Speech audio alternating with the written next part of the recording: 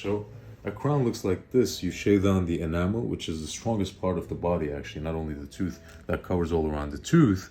You shave it down and you reduce it to the dentin, and you just put a crown on it that just covers it all the way. The reason we did this for years was because we didn't have any chemical retention. We needed mechanical retention to hold the tooth in. So it's like kind of like a Lego piece that goes on top of it and holds the tooth together. But since 1980s, we have much better bonding agents that can bond to the tooth without any mechanical retention like this. So what we do is we don't have to shave down all the enamel down here to the gum. We can only shave down what's structurally compromised or decayed, and then put a porcelain on top of that area, still have almost the same results, if not better. See through the tooth with an x-ray, because it's usually a lithium disilicate material that bonds to the tooth, so we can see through the tooth if there's a decay happening in the future. Plus, because we're invading much less tooth structure, it's much more reversible. If anything goes wrong, the tooth is not catastrophically compromised, so we don't have to usually pull down the tooth. And I mean, there's so many advances that I can name right now. So this is the situation with crown versus onlay. I'm going to show you a case that I did in a second.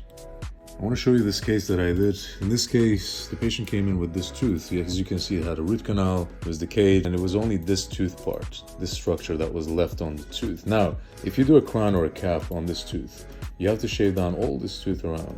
What is left? So what are you going to have left after shaving down the tooth for a crown? You're going to have only this structure left. Is that really making sense to you or anyone, to just shave down whatever is left and then putting a crown on, a porcelain crown? There's nothing to hold that crown in. So it doesn't even make sense logically. But what I did was I put a rubber dam isolation. This purple sheet is a rubber dam isolation to make sure the bonding agents perfectly bond to the tooth.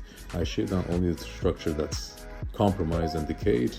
I leave it like this, and then I sandblast, etch, etc., isolate it, and then elevate the tooth, and then I scan it with the scanner, intraoral scanner.